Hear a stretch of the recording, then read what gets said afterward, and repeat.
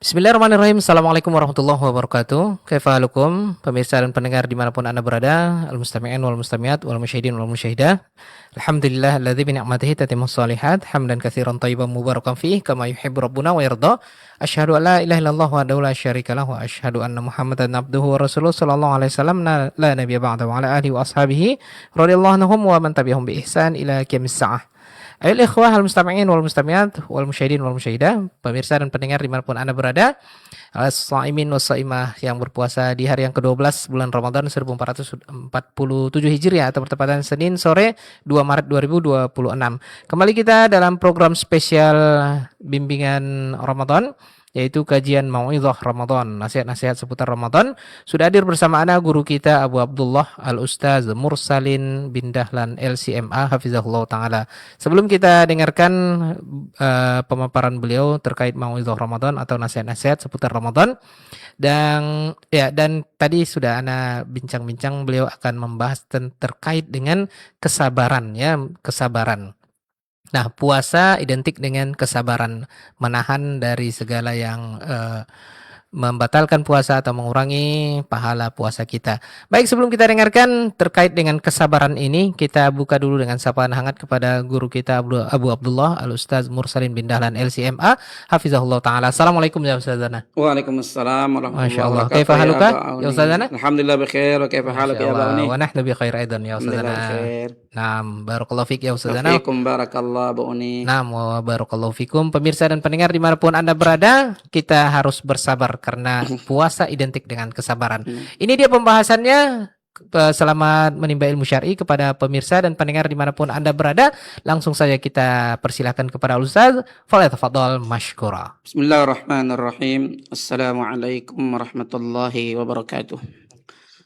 Alhamdulillahi rabbil alamin wal aqibatu lil muttaqin wa la udwana illa 'alal zalimin wa asyhadu an la ilaha illallah wahdahu la syarika lah wa asyhadu anna Muhammadan 'abduhu wa rasuluh sallallahu alaihi wa ala alihi wa ashabihi wa man tabi'ahum bi ihsanin ila yaumiddin. Amma ba'du, rabbi shrah li sadri wa yassir li amri wahlul 'uqdatam min lisani yafqahu qawli. Rabbana zidna ilma warzuqna fahma. Allahumma anfa'na bima 'allamtana wa 'allimna ma yanfa'una wa zidna ilma. Allahumma amin.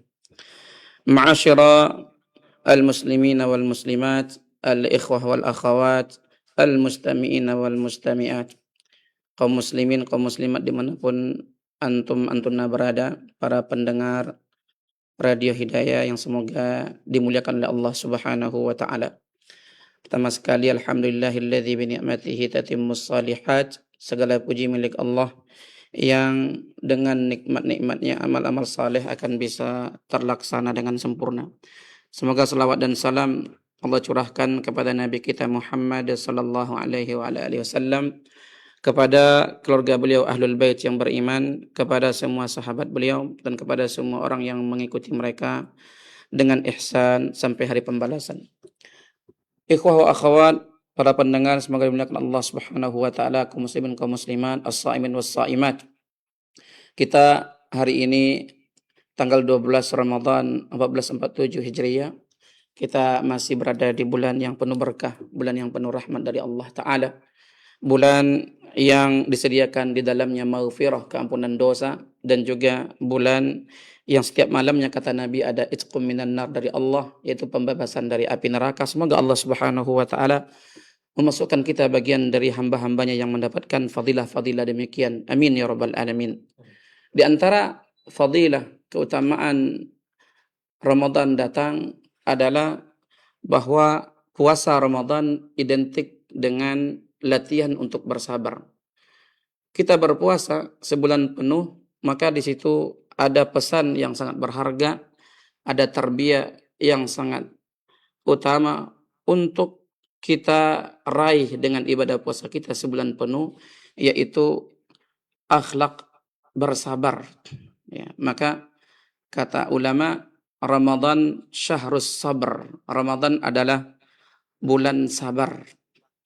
Karena sabar, kata ulama kita, definisinya adalah as-sabru ay habsun nafsi. Sabar definisinya adalah menahan diri. Maka lengkapnya sabar adalah habsun nafsi 'ala ta'at. Yang pertama sabar itu menahan diri untuk tetap berada di atas seluruh ketaatan kepada Allah Subhanahu wa taala.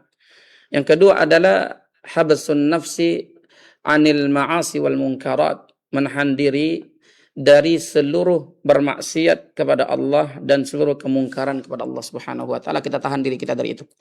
Kemudian yang ketiga adalah habsun nafsi ala al-masaibi wal alam, yaitu menahan diri untuk tidak mengeluh melewati batas yang dibatasi oleh syariat ketika ditimpa oleh musibah atau ujian-ujian atau rasa sakit. Nah, itulah lengkapnya sabar kata ulama kita, ulamaul Islam. Ya.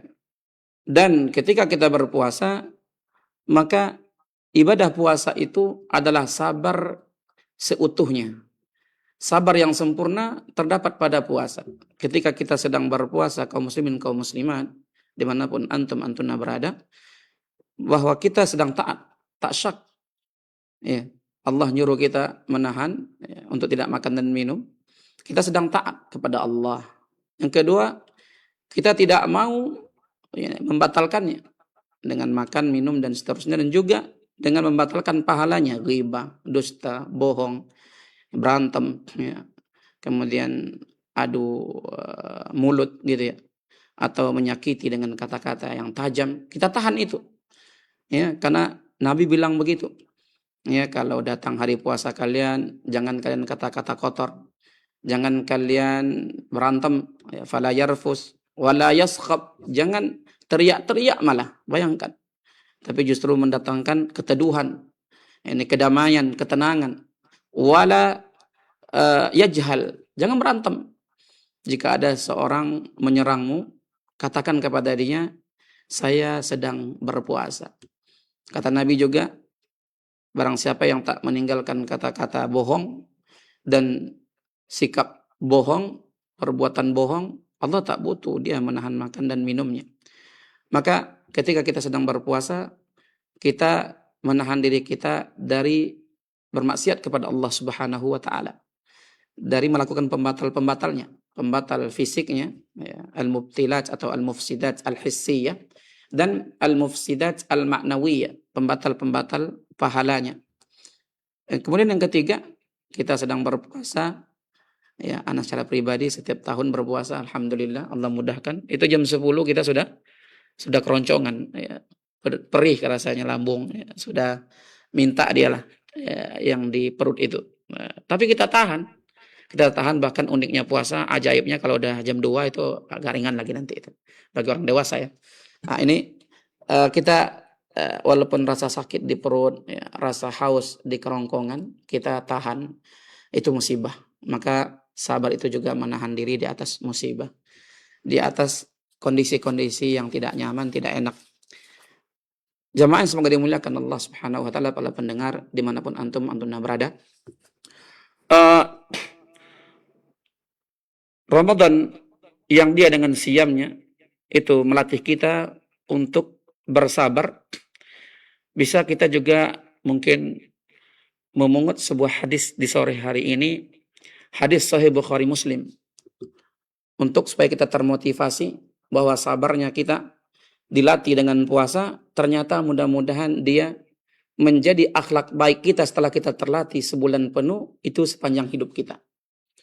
Ternyata Nabi bersabda dalam hadis Sahih Bukhari Muslim riwayat Abu Sa'id Al-Khudri radhiyallahu taala anhu, kata Rasulullah sallallahu alaihi wasallam, "Wa man yatasabbar yusabbirhullah."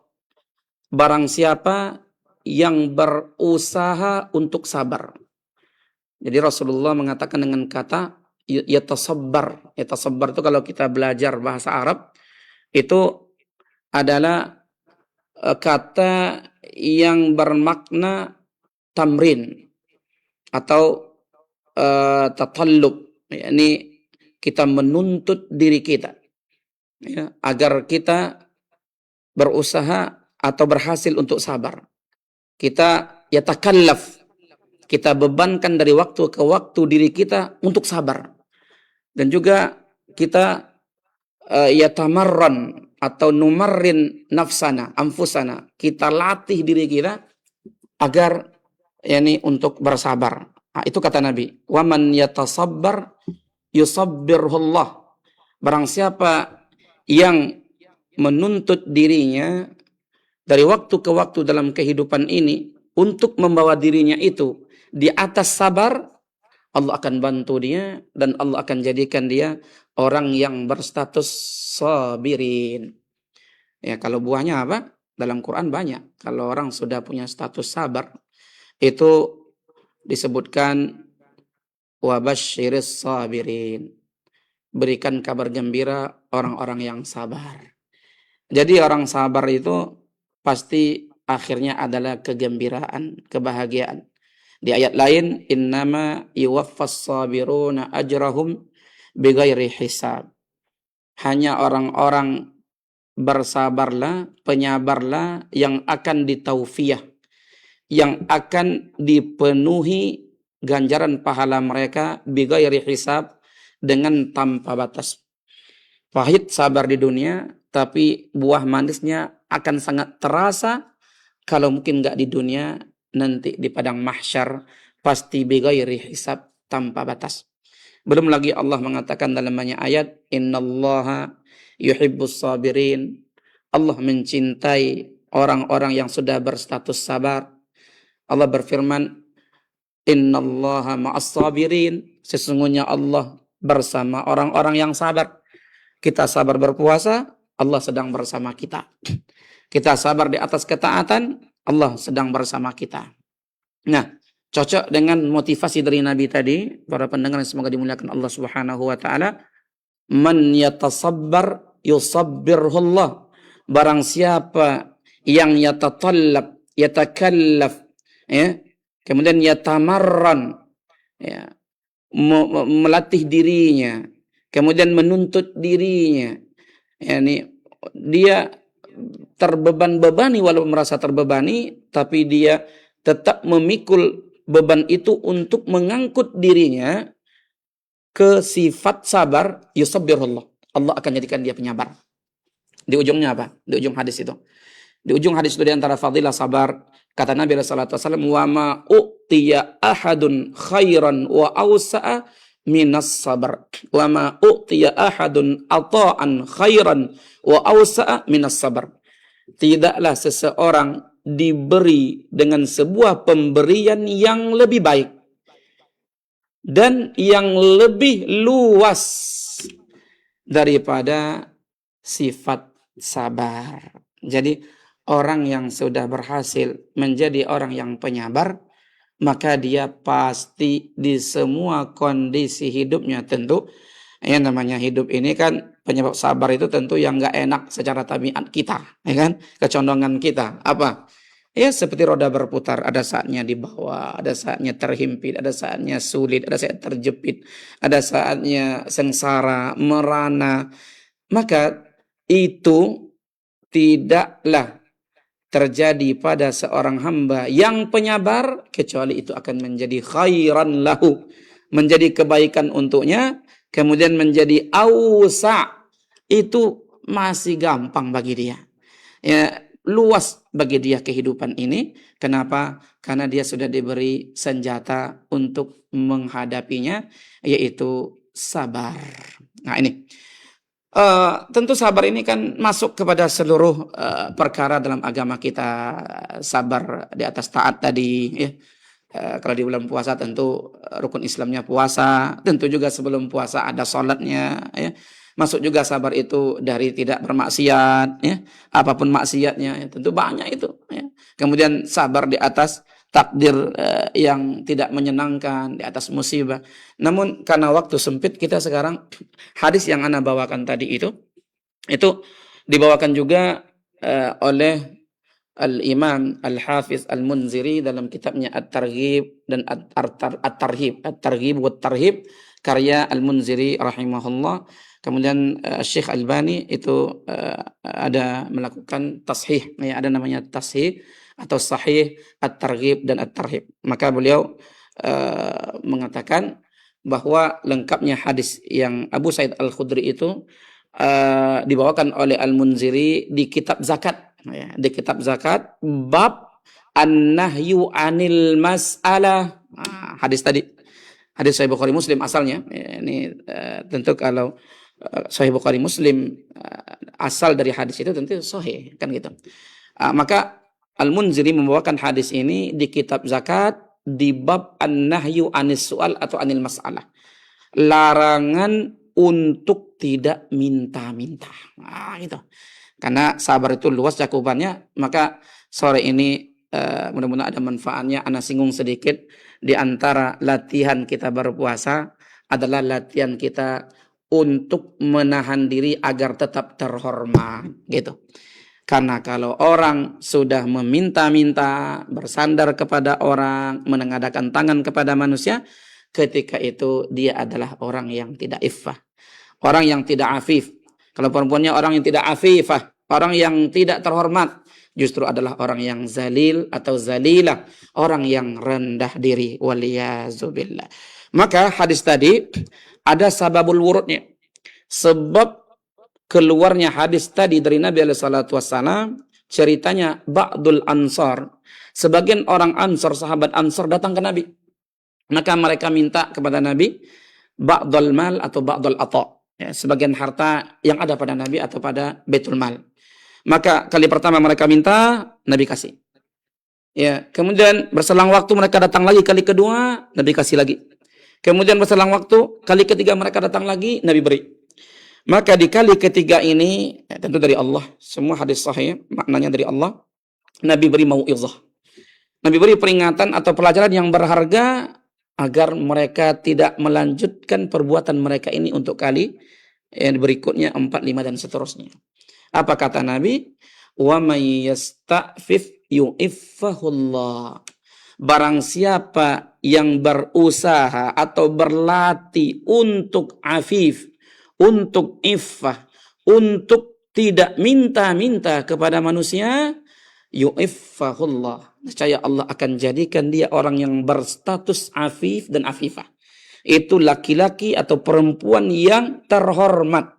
Karena memang orang Arab bilang as-su'alu zullun walau ainat tariq. Meminta-minta kepada manusia itu adalah kehinaan, walau hanya meminta kabar atau meminta info di mana jalan ini.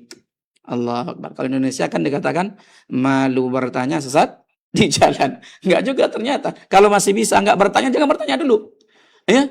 Tapi kalau banyak bertanya, malu-maluin di jalan kan gitu. Tapi tengok kalimat tadi, malu bertanya sesat di jalan, ini enggak nomor 1. Karena sampai orang Arab bilang, yaqulul aqwam as-su'alu awil mas'alah zul walau ainat tariq. Bahwa kita minta-minta, kita nanya-nanya, ya, padahal ya kita masih bisa untuk menyelesaikan dengan sendiri, tapi kita langsung cepat merujuk ke manusia.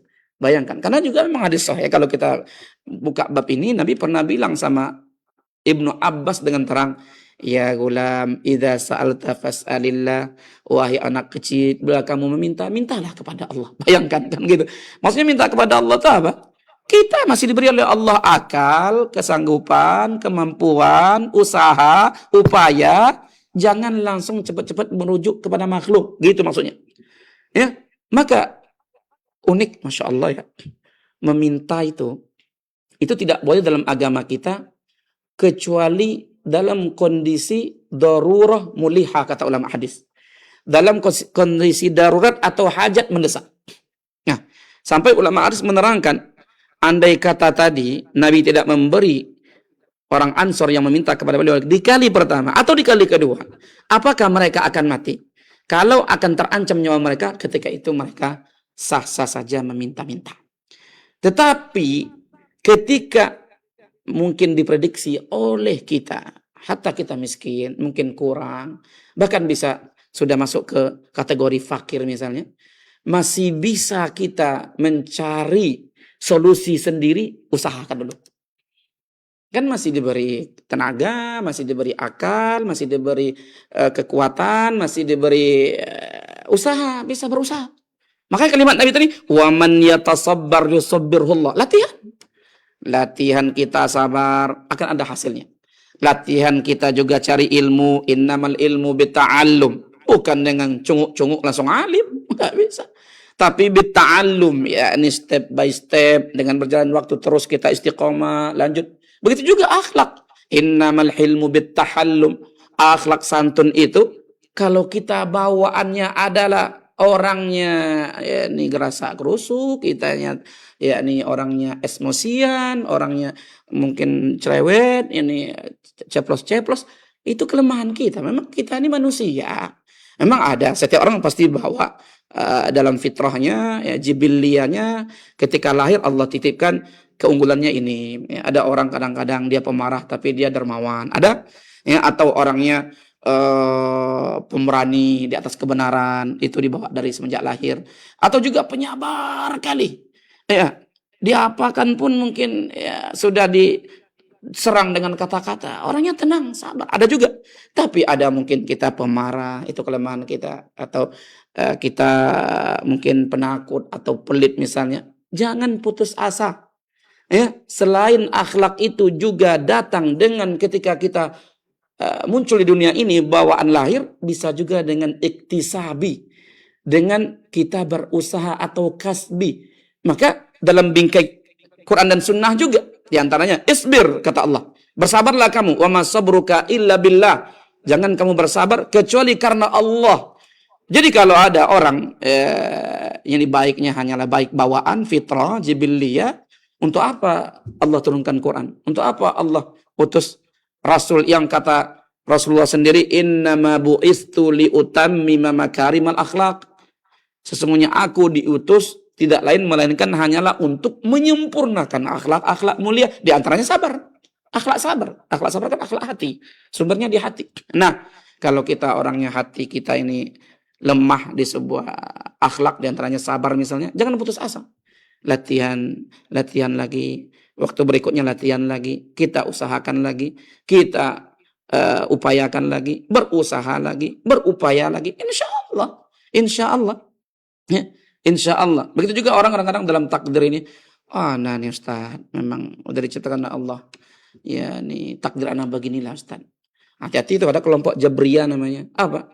Menyimpulkan sama dengan dari takdir adalah apa? Yaitu majbur. Apa majbur itu?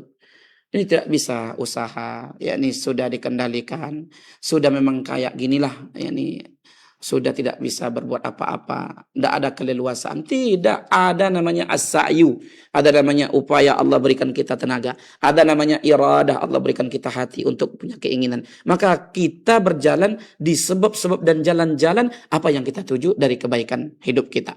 Nah, bagaimana tadi orang Ansor? Orang Ansor datang ke Nabi, maka Nabi di kali pertama Nabi kasih, kali kedua Nabi kasih, kali ketiga Nabi kasih, kali keempat Nabi ajarin jangan minta-minta.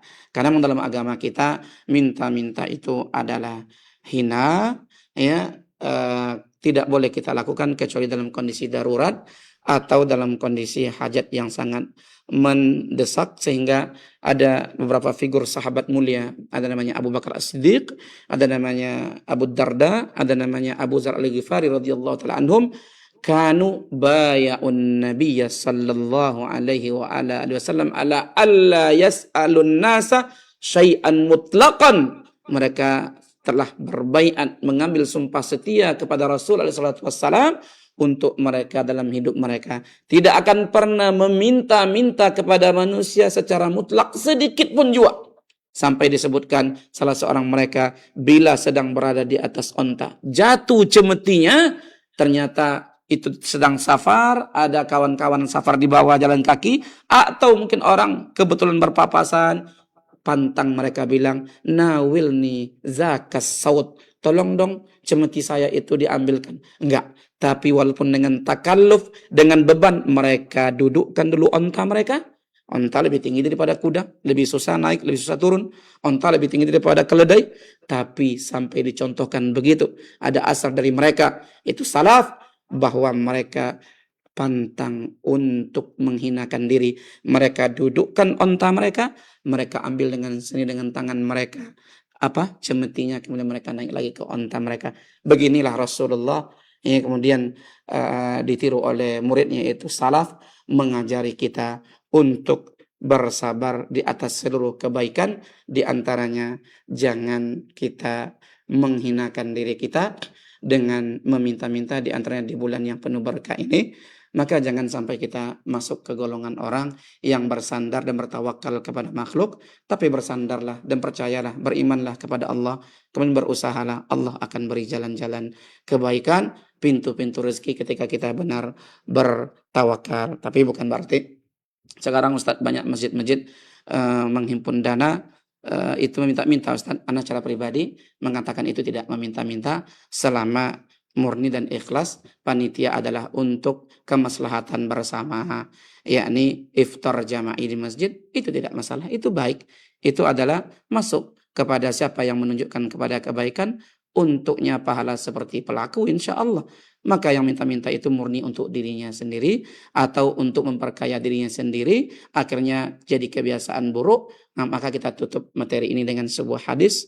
Nabi bersabda, ma yazalur rajulu yas'alun nas hatta ya'tiya yaumal qiyamati wa laysa fi wajhihi muz'atu lahmin. Senantiasa seseorang meminta-minta kepada manusia sampai dia mati, kemudian dia dibangkitkan pada hari kiamat, tidak ada di mukanya atau di wajahnya barang sebongkah daging pun. Kenapa? Karena dia sebenarnya tidak berhak untuk minta-minta. Tapi itulah yang namanya hidup ini. Ada yang miskin, ada yang kaya, ada yang susah, ada yang mudah. Maka ketika kita yang mampu atau berkelebihan, nanti Allah uji dengan orang yang minta-minta. Maka ingat ayat Allah, lis-sa'ili wal mahrum. Di harta kita ada hak orang yang meminta-minta atau orang yang tidak meminta-minta. Atau juga dalam surat Ad-Duha Allah berfirman, fa'ammas sa'ila fala tanhar. Adapun orang yang meminta-minta, jangan kamu hardik. Terakhir, jangan latih anak kita atau keluarga kita dan juga diri kita jauhi. Nanti di momen akhir Ramadan ada namanya tunjangan hari raya. Kalau kita dikasih, ambil, itu karunia dari Allah, harta yang halal, halalan thayyibah. Tapi jangan kita memulai meminta-minta THR kepada siapapun. Ini saja. Wallahu ta'ala a'la wa alam. Semoga bermanfaat. Wassallallahu ala nabiyina Muhammad wa ala alihi wa sahbihi ajma'in. Tafadhal ya Abauni, barakallahu fikum. Masya Allah, jazakallah khairan Ustaz atas ilmunya. Mudah-mudahan kesabaran kita bisa istiqomah dengan sabar ini ya Ustaz ya. Amin. Baik Ustaz, kita akan lanjutkan. Mungkin pendengar dan pemirsa belum tidak sabar lagi untuk tidak sabar yang baik ini. Tidak sabar untuk belajarnya. Iya, ini pertanyaannya sudah Silakan. dikirimkan ya Ustaz ya. Insyaallah. Baik, silakan bagi pemirsa kita angkat dulu untuk telepon 08117530.000. Silakan. Silakan 08117530.000 atau 081175454444. Yang ingin telepon WA bisa juga untuk berkonsultasi kepada beliau. Silakan pemirsa dan pendengar, untuk tanya jawabnya sudah kita buka 08117530.000 dan 081175454444. Mungkin pada sabar mungkin dari pertanyaan. Oke. Baik, kalau begitu kita akan ini Ustaz, kita akan lanjutkan ke pertanyaan yang sudah dikirimkan ya. Silakan. Oke. Baik, ini pertanyaan ya, ini sudah masuk. Insyaallah. Kita angkat dulu Ustaz yang dari teleponnya Ustaz ya. Insyaallah. Baik, silakan. Waalaikumsalam warahmatullahi wabarakatuh. Dengan siapa, di mana Bapak? Saya dengan Mandala di Pekanbaru. Baik, silakan Pak Mandala di Pekanbaru. Ya, saya mau bertanya Pak Ustaz. Iya, silakan Pak. Kalau untuk orang-orang yang sudah lama tidak sholat, apakah nanti ketika bertobat harus mengganti sholat-sholat yang sudah ditinggalkan itu Pak Ustaz? Iya. Itu saja Pak Itu Ustaz. saja, Tayyib. Baik, terima kasih Bapak Mandala di Pekanbaru. Iya. Ditunggu jawabannya. Syukran. Terima kasih jazakallah khairan Pak Mandala atas pertanyaannya. Waalaikumsalam warahmatullahi wabarakatuh. Silakan Ustaz. Pertanyaannya tadi yang Anda tangkap Abu Oni, Ya. orang yang selama ini jatuh ke dalam dosa meninggalkan sholat, sekarang dia bertobat, apakah harus dia qadha atau dia gantikan gitu? Iya. Iya. Maka jawabannya adalah kita tidak menemukan dalil yang sharih, yang terang dari Quran dan juga sunnah dan juga amal salaf ketika taubat dari meninggalkan salat yang di masa lampau yang sudah banyak ditinggalkan dengan sengaja, tidak kita temukan dalil, kita tidak menemukan dalil agar kita qada setiap kali kita mau bertobat dari kesalahan meninggalkan salat tersebut. Sehingga sebagian mengatakan iya, secara logika ya Nabi mengatakan kalau Anda terlupa atau tertidur yang dekat waktunya, maka Anda baru ingat atau baru bangun walaupun sudah lewat waktunya, maka Anda segera kerjakan di waktu ingat atau di waktu Anda terbangun. Itu iya, hadis sahih. Tapi tengok ujungnya, tidak ada kafaratnya kecuali itu. Maka ini dalil khusus untuk yang kasus seperti itu. Sedangkan ulama yang mengatakan kalaulah yang dekat waktunya itu tetap dilakukan, gimana pula yang sudah lewat waktu yang lama, mungkin setahun atau bertahun-tahun atau belasan tahun atau puluhan tahun, itu lebih utama. Itu logika. Itu logika. Kemudian ibaratkan innas salata kanat 'alal mu'minina kitaban mawquta. Sungguhnya salat itu semuanya diwajibkan di atas waktu yang telah ditetapkan. Itu waktu yang mana? Coba waktu yang mana? Maka itu ada di mazhab atau di fatwa ijtihad sebagian ulama, tapi tidak dengan dalil. Maka taubat dari meninggalkan salat adalah dengan taubat nasuha. Kita ikhlas untuk bertobat karena Allah. Kemudian syarat kedua, kita tinggalkan segala perbuatan kita meninggalkan salat ke depan dari saat ini. Kemudian kita menyesali dosa yang telah lalu. Kemudian kita berazam, bertekad untuk tidak akan mengulang lagi. Kemudian yang kelima, kita perbanyak salat sunnah. Ya, karena dalam ayat disebutkan wa inni laghaffarun liman taba wa amana wa amila amalan salihah summa ihtada. Sesungguhnya aku adalah benar-benar zat yang maha pengampun terhadap dosa bagi orang yang beriman. Kemudian orang yang bertobat, orang yang beriman, beramal saleh, kemudian dia berada di atas hidayah dengan istiqamah. Kata ulama maknanya adalah dia beramal saleh itu setelah dia taubat, dia tidak tinggalkan lagi salat wajibnya, kemudian salat wajib itu bisa ditutupi kekurangannya, bolong-bolongnya dengan salat sunnah. Itu dengan hadis sahih, awal kali nanti amal akan dihisab adalah salatnya. Kalau salatnya sempurna, maka dia telah beruntung dan bahagia. Kalau ada kurang jumlah atau kualitas, maka Allah berfirman kepada malaikatnya, unzuru mali abdi min tatawwu. Coba periksa, ada nggak salat sunnah hambaku ini, tutimmu bihi ma qad anqasa. Dengan itu kalian sempurnakanlah, tutuplah kekurangan yang ada. Maka nasihat saya, taubat nasuha saja, kemudian kita tutupi kekurangan selama ini dengan banyak salat sunnah. Bahkan orang yang sukses dengan taubat nasuha itu Allah sebutkan dalam surah Al-Furqan, faulaika yubaddilullahu hasanati sayyiatihim hasanatin. Itulah orang-orang yang kalau bertobat dengan tobat nasuha tadi, Allah ganti setiap satu dosa dulu mereka kerjakan, itu Allah ganti langsung sempurna dengan satu kebaikan atau satu pahala. Ya, maka ya dengan tobat nasuha. Justru saya khawatir, kata sebagian ulama, ulama yang tidak menyaratkan kalau sholat itu tertinggal dengan sengaja di masa lalu harus dengan diqadha lagi. Justru kita sudah menambahkan syariat ke dalam syariat Allah dan Rasulnya, itu adalah kesalahan baru. Ingin bertaubat dari dosa meninggalkan sholat, masuk pula kepada dosa yang lebih besar, menambahkan syariat, itu bisa sampai kepada menyekutukan Allah dalam mengikuti syariat yang bukan syariat Allah dan Rasulnya. Am lahum syuraka syara'u lahum minad din ma lam ya'dzan bihillah. Mereka musyrik, ternyata mereka memiliki sekutu-sekutu bagi Allah yang membuatkan syariat untuk mereka dari agama Allah dan Rasul yang tak pernah diizinkan oleh Allah. Justru khawatir kita nanti kalau tak pakai ilmu, justru ingin tobat dari dosa satu dosa besar, ternyata jatuh kepada dosa yang lebih besar, yaitu menyekutukan Allah dalam mengikuti syariat, bukan syariat Allah, bukan syariat yang Allah syariatkan kepada Rasulullah. Maka nasihat saya sekali lagi Bapak, dan untuk semua yang terjatuh dalam meninggalkan salat wajib selama ini, taubatlah dengan taubat nasuha, kemudian banyakkan lagi ke depannya sampai kita wafat dengan ibadah-ibadah sunnah, yaitu salat-salat sunnah. Wallahu ta'ala a'la wa a'lam. Ya, dan jazakallahu khairan Ustaz atas jawaban dan nasihatnya. Mudah-mudahan Pak Mandala, dan ada mungkin di antara kita yang bertanya-tanya dalam hati seperti yang disampaikan oleh Pak Mandala tadi ya.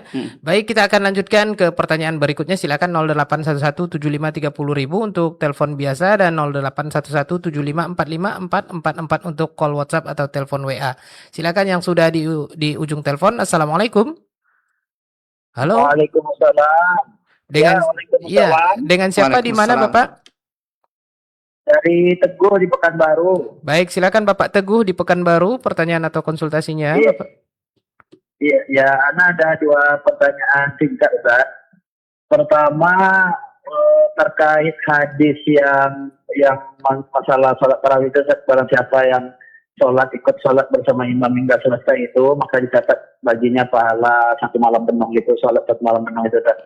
Itu pertanyaannya, apakah kita itu harus di dalam satu berimam itu, mulai dari sholat isya itu, nyambung ke tarawih, nyambung ke witir itu, atau gimana, Ustaz? Karena ada kondisi kemarin, dapat undangan berbuka puasa gitu kan, jadi kita buka puasa, jadi karena udah mepet sholat isyanya itu kan, di masjid di sekitaran restoran itu, Ustaz. Jadi setelah sholat isya di situ, baru Ana melanjutkan perjalanan untuk sholat tarawih dan witir di masjid yang mau Ana tuju gitu, Ustaz. Apakah itu termasuk di situ apa gimana, Ustaz? Kemudian yang kedua, Ustaz, saat kita tahiyat akhir gitu, Ustaz, pas saat tarawih witir gitu kan, kemudian saat kita baca, ternyata imam itu salam lebih cepat, Ustaz, sementara kita baru di pertengahan baca tahiyat akhir gitu. Jadi akhirnya anak itu baca sisa tahiyat akhir itu memang sangat cepat gitu, Ustaz. Jadi memang Allahumma shalli ala Muhammad. Jadi memang sangat cepat sekali gitu, Ustaz. Itu gimana tuh, Ustaz? Apakah memang kita tetap baca dengan cepat seperti itu tidak masalah, atau tidak perlu diselesaikan langsung salam, Ustaz? Itu saja, Ustaz. Jazakallahu khairan, barakallahu fiik. Assalamualaikum warahmatullahi wabarakatuh. Baik, Bapak. Waalaikumsalam warahmatullahi wabarakatuh. 2 pertanyaan dari pertanyaan pertama tadi, Pak Teguh. Dia sholat isya di sebuah masjid, kemudian nanti melaksanakan sholat tarawih di masjid yang lain. Pernah kita jawab di pertemuan yang lalu. Insya Allah dapat, Bapak, karena kalimat Nabi SAW, ini disahihkan oleh sebagian ulama hadis, kalimatnya man shallal isya'a fi jama'atin. Siapa yang salat isya di sebuah jamaah, di sini tidak mengikat. Maka seperti yang Bapak tanyakan, insyaallah kita salat isya berjamaah, kemudian nanti juga salat tarawih di awal malam bersama suatu imam sampai imam itu witir, insyaallah dapat pahala semalam suntuk. Itu satu. Yang kedua adalah qadarullah, ada imam yang pas tahiyat salat witirnya itu cepat ya. Maka di sini itu enaknya kita sebagai penumpang, Bapak dan juga para pemirsa dan pendengar semua, penumpang itu enak. Bahwa Nabi pernah menyebutkan, ini kaidah, ingat ya, al-a'immatu yusallun fa in asabu falahum walakum wa in akhta'u fa alaihim la alaikum. Imam itu tugasnya mereka memimpin salat. Siapapun imam kita. Kalau mereka betul dalam memimpin salat, pahala untuk mereka dan untuk kalian. Kalau mereka salah, dosa atas mereka, tidak atas kalian. Maka Bapak, ya, datang pula dalil bahwa ketika berjamaah, bahwa kaidah menyebutkan Nabi yang membuat kaidah ini dalam perkara zahir kita wajib ditinggalkan berdosa, wajib mengikuti imam kita. Bahkan dalam kesalahan-kesalahan pun dia kekeh, dia membangkang, melawan, sudah diingatkan, ya, tak mau ingat, ikuti. Ya, ikuti. Seperti apa dia lakukan, ikuti. Termasuk yang tahiyat tadi, kalau dia cepat sudah salam, maka patokannya adalah ketika dia salam ke kiri, assalamualaikum warahmatullah, assalamualaikum warahmatullah ke kiri, maka sudah selesai warahmatullah. Ketika itu wajib Bapak salam pula kanan dan kiri. Kalau tidak, Bapak terkena dengan hadis Nabi, innama ju'ilal imamu liyu'tamma bih. Imam itu dibuat untuk diikuti, bila dia takbir, bertakbirlah, dan seterusnya sampai akhir hadis. Wallahu ta'ala ala wa ala. Baik, Masya Allah. Jazakallah khairan Ustaz atas Oh ya. jawabannya ya. Tapi kalau kepemimpinan ini hanya di sholat Ustaz. Kalau misalnya di pemimpinan yang lain bagaimana? Iya, sama. Pemimpin itu pemimpin kecil di sholat, pemimpin besar adalah yakni dalam urusan yang itu adalah urusan mereka, misalnya sholat berjamaah, misalnya juga haji, misalnya sebuah negara, itu dalam dalam bingkai mereka, pemimpin kita wajib kita taati, kecuali dia menyuruh kita secara pribadi kepada dosa atau maksiat, kita tidak taat ketika itu. Tapi tetap ketidaktaatan kita kepada perintah yang dia perintah kita kepada maksiat kepada Allah, itu bukan berarti kita menanggalkan pengakuan kita adalah rakyatnya dan dia adalah pemimpin kita, begitu. Wallahu a'lam. Seperti tadi, sampai dalam sholat pun salah pun kita sudah ingatkan, dia nggak mau ingat, maka itu sudah gugur kewajiban kita tetap ikuti dia. Baik, Masya Allah. Ustaz tahu aja isi hati anak. Allah Ta'ala. Baik, pendengar dan pemirsa dimanapun Anda berada, kita akan lanjutkan pertanyaan dari antum ya. Kita akan baca dulu pertanyaan dari Abu Hanifah di Tarai. Masya Allah, ini pertanyaannya terkait dengan bacaan Al-Quran Ustaz. Anak Abu Hanifah di Tarai Ustaz, terkait tentang bacaan Al-Quran di dalam sholat Ustaz, bagaimana cara Rasul membaca ayat per ayat di dalam sholat Ustaz?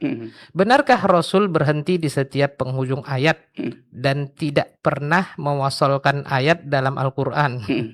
Sebagaimana juga yang dijelaskan oleh Syekh Al-Albani di dalam kitab Sifat Sholat Nabi beliau. Masya Allah. Jazakallah khair Ustaz. Jazakallah khair Pak Abu Hanifah ya. Iya, Abu Hanifah atas di pertanyaan Tarai. yang bagus. Iya, ini sunnah yang mungkin entah satu sebab dan lain hal ya. Kalau imam-imam kita berhusnuzon, mungkin karena ingin meringankan jamaah ya, karena lama apalagi sejus misalnya. Tapi kalau yang Bapak tanyakan itu betul, bahwa sunnah kata Ummu Salamah radhiyallahu taala anhu, Nabi kalau sampai nafasnya ayat yang agak panjang, sampai nafasnya beliau berhenti di ujung ayat. Ya, kemudian kalau nggak sampai, kalau pendek jelas beliau tidak melewati. Misalnya Al-Fatihah, kata selain Ummu Salamah juga, dan selain Ummu Salamah beliau membaca berhenti. Kalau nggak salah juga Abu Hurairah, beliau berhenti di ujung ayat di Al-Fatihah itu Alhamdulillahi Rabbil Alamin. Sedikit bernafas. Ar-Rahmanir Rahim. Maliki Yaumiddin. Kenapa? Kalau nggak bernafas, nanti ada namanya dalam tajwid sakta. Kalau sakta itu diam tanpa bernafas. Ada pula lagi ya, berarti kita tidak boleh juga tergesa-gesa. Alhamdulillahi Rabbil Alamin. Ar-Rahmanir Rahim. Itu wakaf, tapi wakafnya sakta tanpa bernafas kan gitu. Sakta ada, kita maklum insyaallah sakta nggak banyak di Quran. Ada kan gitu. Seperti di surat Al-Mutaffifin. Kalla bal rona, ya enggak? Ini menunjukkan detailnya ilmu. Nah, tapi Bapak Abu Hanifah secara khusus atau kaum muslimin kaum muslimat yang mendengarkan secara umum, bahwa jumlah ayat atau angka-angka di ujung ayat itu tidaklah 100% seperti apa adanya di mushaf kita, enggak. Itu adalah ijtihad sahabat Nabi, bukan paten dari Allah ke Jibril ke Nabi suruh sahabat, tidak. Makanya anak secara pribadi Al-Fatihah anak ngikuti ulama, ayat pertamanya bukan bismillah, tapi ayat pertamanya adalah alhamdulillah. Tapi kalau di mushaf kita ayat pertamanya bismillah. Ya, sehingga ayat terakhirnya panjang. Tapi ini pembahasannya panjang juga, tapi anak secara kesimpulan ayat 6 dan 7 itu dipisah. Makanya ihdinas siratal mustaqim itu satu ayat. Siratal ladzina an'amta 'alaihim. Di mushaf kita tidak ada angka di situ, tapi ulama mengatakan itu adalah satu ayat. Maka wakaf di situ adalah betul bagi orang yang mengikuti pendapat ulama yang mengatakan Al-Fatihah 7 ayat, tetapi diperselisihkan untuk angka ayat-ayat itu. Nah, pertanyaan Bapak saya jawab benar, itu sunnah. Kalau bisa kita tegakkan itu bagus, maka pahala lebih sempurna. Tetapi dia hanya sunnah, dikerjakan berpahala, ditinggalkan tidak sampai berdosa. Wallahu ta'ala a'la wa a'lam. Masya Allah, jazakallah khair Ustaz Wa iyyakum. atas jawabannya. Demikian pertanyaan dari Abu Hanifah di Tarai. Kita kembali ke pertanyaan dari telepon dulu ya. Sudah ada yang bertanya di ujung telepon. Nah, Silakan. Assalamualaikum. Halo. Waalaikumsalam, Ustaz. Dengan siapa Ibu di mana?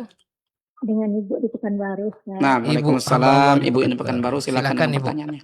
Ya, mau tanya sedikit Ustaz. Ini Ustaz mengenai tilawah di dalam bulan suci Ramadan ini kan kita sudah memperbanyak baca Quran. Saya menargetkan insya Allah one day one juice. Darullah di saat kita haid, apakah bisa kelanjutan kita tuh dibaca dengan menggunakan HP gitu kan? One day, saya menyambung one bacaan day saya one juice-nya pakai hafalan atau mushaf Oh enggak, sebelumnya? membaca pakai mushaf. Pakai mushaf. Jadi di saat saya sedang haid, apakah boleh saya lanjutkan dengan menggunakan handphone? Istilahnya apa itu? Aplikasi Al-Quran.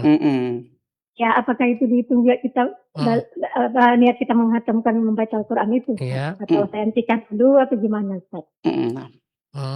Baik. Bisa ditangkap Bisa. pertanyaan Ustaz? Jazakillah khairan atas pertanyaannya Ibu. Ya, pertanyaan Ibu, ketika haid, Waalaikumsalam. ya ana yang punya target di Ramadan ini one day one juice ya, Abu? Iya, Ya, Ustaz. 1 hari 1 juz, Masya Allah, bagus.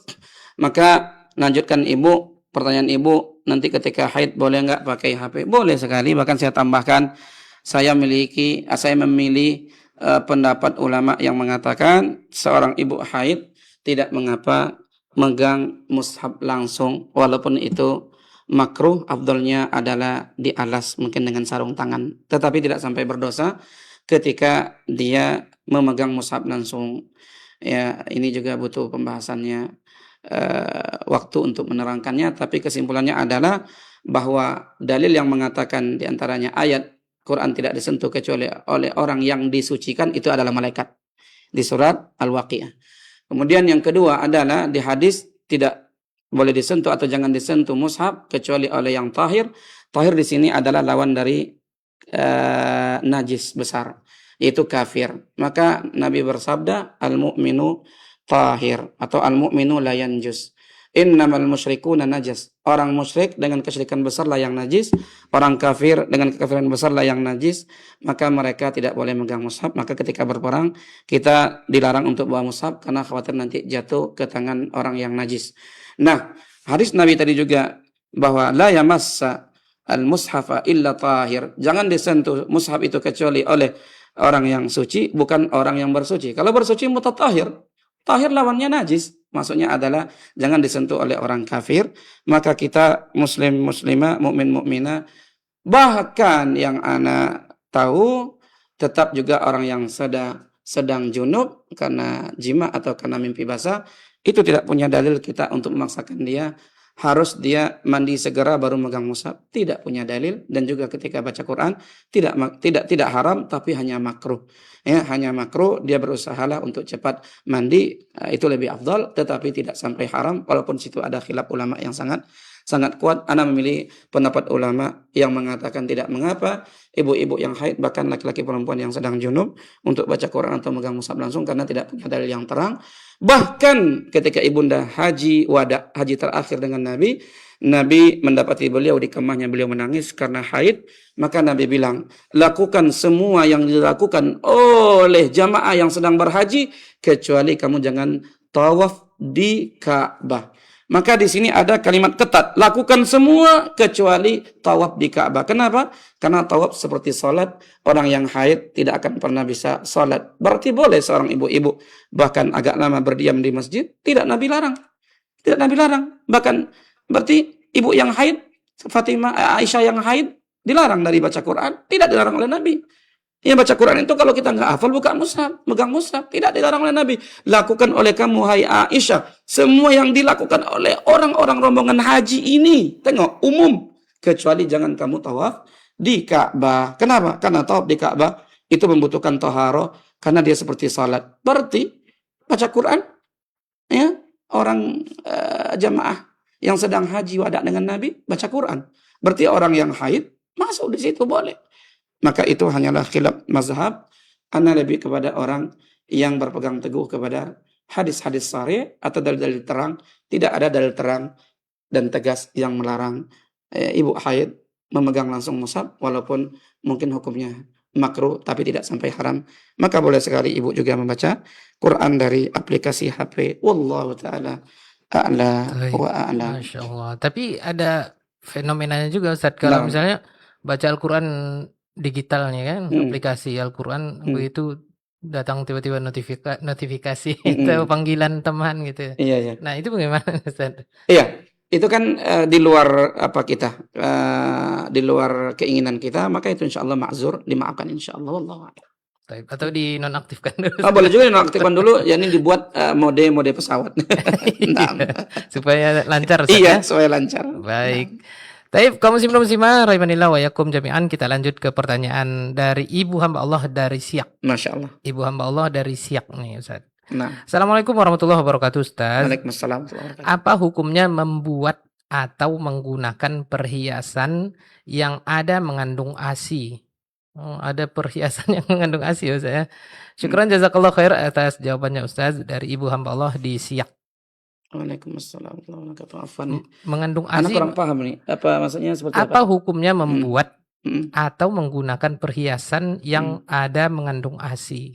Itu realnya seperti apa ya? Itu Ana juga belum perhiasan mengandung ASI. iya Ustaz. Ya, jadi karena memang belum bisa terbayang Ibu yang bertanya. Wallahu a'lam, Ana nggak tahu ini seperti apa yang ditanyakan, yang dimaksudkan seperti apa pertanyaannya, sehingga Ana nggak tahu jawabannya. Wallahu Baik. a'lam. Mungkin bisa Ibu perjelas pertanyaannya. Wallahu a'lam. Baik, kita akan lanjut ke Nah. zakat Ustaz, pertanyaan dari silakan. zakat.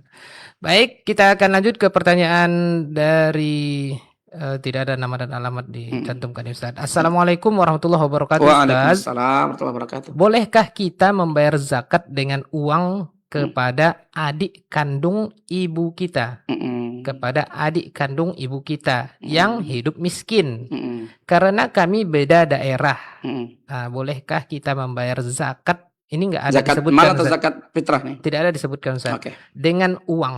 Hmm. Nah, ini pertanyaannya. Tayyib. Bolehkah, pertanyaannya, jazakallahu khairan, bolehkah ini membayar zakat kepada adik kandung yang tidak menjadi tanggungan dia kan ya? Beda tempat tinggal kan? Terjauhan. Iya. Iya Ustaz. Yang adik kandung ini orang Adik yang tidak kandung mampu. ibu Ustaz, bukan Adik kandung adik ibu kandung. malah ya, bukan Iya. adik kandung sendiri.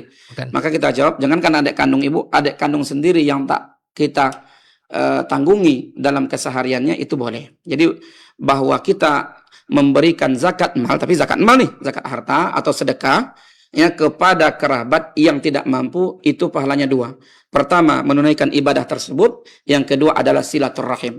Nah, itu bagus. Maka di kesempatan yang mulia ini Anda nasihatkan, cobalah ditoleh-toleh kerabat kita yang ekonominya menengah ke bawah atau lemah, dahulukan mereka. Semoga itu menjadi wasilah baik untuk mereka untuk lunak kepada kebenaran semakin, karena zakat ini rukun Islam atau sedekah itu cabang dari zakat. Mudah-mudahan mereka sadar, ingin menghadap ke Allah, supaya lebih ingin lagi untuk taat kepada Allah Subhanahu wa taala. Maka kalau dia zakat harta dan dia tidak menjadi tanggungan kita dalam keseharian hidupnya, tidak kita beri makan dalam kesehariannya, tidak tinggal bersama kita, listriknya, tempat tinggalnya, maka itu boleh, bahkan lebih utama. Tetapi kalau zakat fitrah atau zakat fitri tidak boleh dengan uang. Kami memilih pendapat ulama dengan hadis sahih Bukhari Muslim riwayat Ibnu Umar, Nabi itu berzakat dengan makanan pokok, maka tidak sah dengan uang. Wallahu taala a'la wa a'lam. Dan tidak ada yang memakan uang Ustaz. Masya Allah.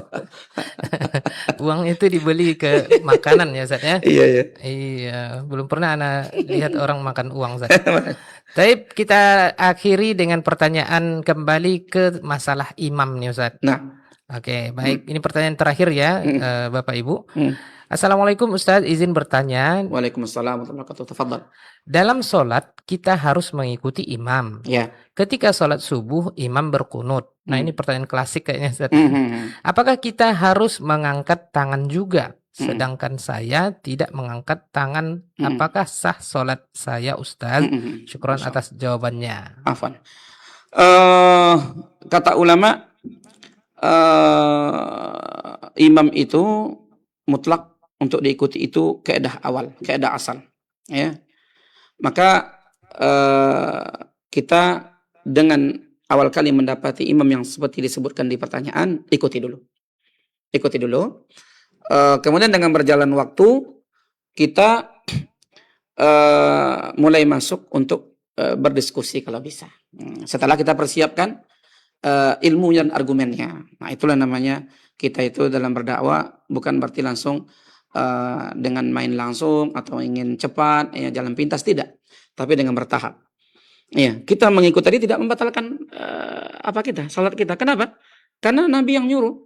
Imam dibuat untuk diikuti. Sedangkan kita salat di belakang dia. Dia angkat tangan, kita angkat tangan. Ikuti dulu. Untuk fase awal, untuk di kali-kali awal, ikuti dulu. Ya, ikuti dulu. Kemudian setelah berjalan waktu, kita berusaha untuk berdakwah dengan hikmah, dengan bijak. Kemudian memberikan mau'izah hasanah, pelajaran yang terbaik. Kita sampaikan begini. Kemudian kita tengok seperti apa responnya. Kalau dia adalah orang yang terpelajar dan mau menggunakan akal sehatnya, nanti dia dengan berjalan waktu mudah-mudahan ada kebaikan pada dia. Ya, tapi ketika dia berargumen, dia mengatakan, saya menghormati Imam Fulan, mazhab Fulan, Syekh Fulan. Ketika itu kalau dia bisa membaca kitab Gundul, ya, kitab Fulan langsung, yakni Imam Fulan langsung, maka kita menghormati pendapat imam yang dia ikuti. Maka mungkin entah sampai kapan mungkin kita dapat uzur untuk mengikuti dia. Ya, sambil kita belajar, kalau kita laki-laki bacaannya, nanti siapa tahu nanti kita juga bisa ada warna untuk kita jadi imam, kita perlihatkan bahwa yang lebih rajih, bahwa tidak ada kunut subuh Allahumma hdina fiman hadait itu. Ya, tapi kalau dia ta'assub, fanatik terhadap satu pendapat, orang yang mengikuti hawa nafsu, ketika itu Bapak sudah bebas, boleh tidak mengikuti dia. Padahal kita sudah sampaikan argumen 1, 2, 3, bahkan mungkin 10, bahkan belasan, bahkan 20 dengan berjalannya waktu. Ya. Kenapa? Karena kaidah asal tadi jangan kaget penanya atau kaum muslimin kaum muslimat yang kami pahami. Nabi ketika salah sholat asar 2 rakaat ya, atau zuhur 2 rakaat, yang 4 rakaat beliau bikin 5. Ya, dan tempat lain juga kalau nggak salah entah maghrib atau subuh beliau salah juga. Ya, beliau juga sempat melompati ayat, lupa. Setelah salat beliau tanya Ubay bin Ka'ab. Ini Nabi tidak pernah bilang setelah kesalahan itu bilang, nanti ya kalau terulang kesalahan dari imam ini, kalian jangan biarkan, stop dia sampai dia betulkan. Ya, ada sampai Nabi wafat. Maka menunjukkan ikuti dulu kesalahan imam itu. Nabi salat 4 rakaat, 5 rakaat, yang 4 rakaat Nabi diikuti oleh sahabat.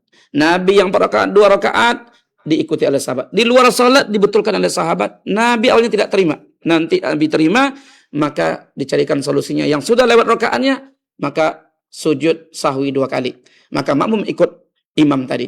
Imam yang faqih akan ngerti solusi dari kesalahan yang terjadi. Kalau tadi cuma 2, Nabi langsung berdiri, kemudian Nabi tambahkan 2 lagi, kemudian nanti Nabi sujud sahwi 2 kali sebelum salam atau setelah salam. Begitulah. Ya, bacaan juga yang dijaharkan. Beliau lompat 1 ayat lupa. Mana Ubay bin Ka'ab? Saya ya Rambi. Kenapa kamu tidak tunjukkan saya? Maka Ubay hanya terdiam atau menjawab, diturunkan kepada engkau, maka saya malu untuk menunjukkan. Padahal sunnahnya kalau beliau salah atau lupa, terlompati, itu yang di belakang ingatkan. Tetapi kalau tidak ada yang mengingatkan terjadi kesalahan, maka ikuti. Salat makmum sah. Begitu juga tentang sujud kunut subuh yang Allahumma hdina itu, kita makmum, itu enaknya makmum tadi saya sudah singgung. Imam betul, pahala untuk imam, pahala untuk makmum. Imam salah, dosa untuk imam, tidak dosa untuk makmum. Ikuti semua kesalahan imam. Makmum walaupun terdengar Al-Fatihahnya yakni hancur lebur, ikuti. Bisa betulkan ketika itu, betulkan. Bisa dia membetulkan, alhamdulillah. Kalau enggak ikuti Ustaz. Ikuti. Ya, kenapa? Berpatokan dengan kesalahan-kesalahan Nabi tadi. Ulama hadis menyebutkan sampai Nabi wafat, Nabi tak pernah memperbarui kesalahan itu dan mengatakan nanti ya, kalau terjadi kesalahan pada imam kalian tuh jangan ikuti ya, batal sholat, enggak ada. Maka salah orang yang memvonis batal salat kita karena imam salatnya tidak sempurna, ada rukun yang tinggal, ada rukun yang salah, atau syarat yang tidak terpenuhi. Itu bukan tanggung jawab kita, tanggung jawab dia dengan Allah Subhanahu wa ta'ala. Maka nasihat saya, Apatah lagi masalah kunut itu memang masalah klasik, tadi Abu Ani bilang itu ikuti dulu, bisa kita rubah di masa mendatang, rubah, kecuali kalau dia tipenya adalah orang pembangkang, ta'assub, fanatik, yaitu pelawan, padahal sudah disampaikan argumen dengan terang, dengan jelas. Orang yang akal sehat biasa saja pasti biasa menerima kebenaran, karena Allah Madini itu Nabi ajarkan sahih kepada Hasan atau Husain, itu dibaca di kunut witir yang dikerjakan lebih beratnya sebelum rukuk, setelah membaca ayat di witir, dan juga boleh tidak kita ingkari setelah ruku, setelah membaca wirid atau zikir i'tidal, bacalah Allahumma hdini kalau sendiri, bacalah kalau imam Allahumma hdina. Sedangkan di subuh tidak ada yang namanya kunut Allahumma hdina, itu benar kesalahan dari seorang imam bernama Imam Syafi'i. Ini bukan berarti merendahkan Imam Syafi'i, tetapi justru memuliakan Imam Syafi'i, bahwa Nabi mengatakan tidak ada yang maksum kecuali beliau. Imam Malik mengatakan setiap dari individu umat ini termasuk sahabat, termasuk Abu Bakar, itu bisa menolak, dibantah, dan bisa membantah, ya, atau dibantah bisa. Kecuali kalau orang membawakan hadis sahih, beliau menunjuk kepada kubur Nabi Muhammad sallallahu alaihi wasallam. Kalau disampaikan ke kita itu sahih, jangan kita bantah, bukan karena orangnya, tapi karena hadis yang dibawakan kepada kita. Maka pertanyaan Bapak, nasihat saya seperti tadi, ikuti dulu sampai Bapak bisa nanti masuk untuk berdiskusi dan menasihati.